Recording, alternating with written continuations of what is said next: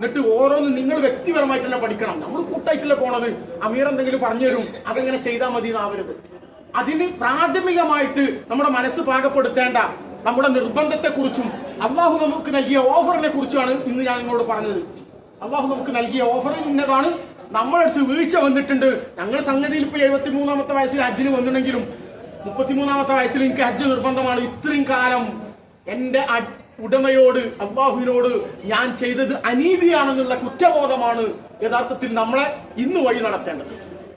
ഇനി നമ്മൾ കൊടുക്കുന്ന സന്ദേശം എന്തായിരിക്കണം? സഹോദരങ്ങളെ, കാത്തു നിൽക്കരുത്. എപ്പോഴാണോ നിങ്ങൾക്ക് ഈ സൗകര്യം കിട്ടുന്നത് മക്കളോട് പറഞ്ഞു കൊടുക്കണം. മക്കളൊക്കെ ബിസിനസ്സുമായിട്ട് പാറുണ്ടല്ലോ. ഇത് അമേരിക്കയിലാണെങ്കിൽ പിറ്റേന്ന് ദുബായിലാണ്, ഇങ്ങനെ പറക്കുന്നുണ്ട്. ഹജ്ജിനെ കുറിച്ച് നമ്മൾ ആരും പറഞ്ഞു കൊടുക്കണോ? ഇല്ല, പറഞ്ഞു കൊടുക്കണം. ഇത് കഴിഞ്ഞ് നാട്ടിൽ പോയാൽ ഇനി നിങ്ങൾ ആദ്യം യാത്ര ചെയ്യേണ്ടത്, ഇന്ന് എനിക്ക് സൗകര്യമുണ്ട്, എനിക്ക് എപ്പോ വേണമെങ്കിലും ഹജ്ജിന് പോകാൻ പറ്റും.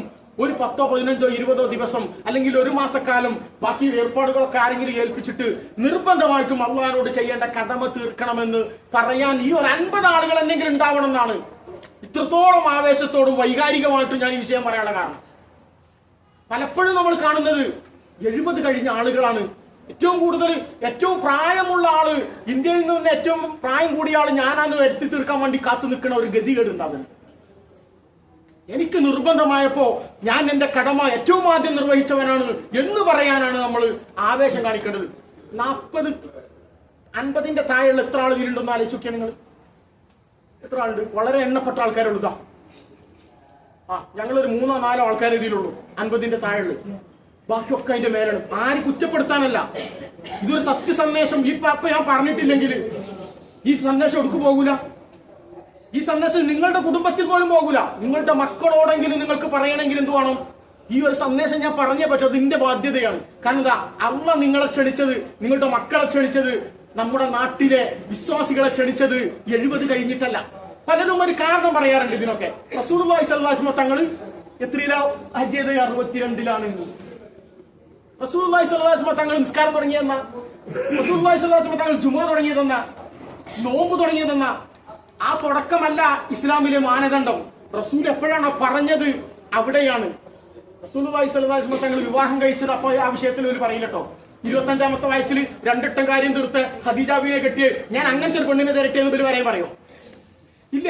അപ്പൊ പഴുത് കിട്ടുന്നിടത്ത് റസൂലുള്ളാഹിനെ ചാരാൻ വേണ്ടി നടക്കുന്ന കപടന്മാരായിട്ട് നമ്മുടെ സമൂഹത്തിലെ ആളുകൾ മാറരുത്. റസൂൽ സല്ലല്ലാഹു അലൈഹി വസല്ലം തങ്ങൾ ഹജ്ജ് നിർവഹിച്ചതിന് ശേഷം 100-ൽ കുറഞ്ഞ ദിവസമാണ് ജീവിച്ചത്.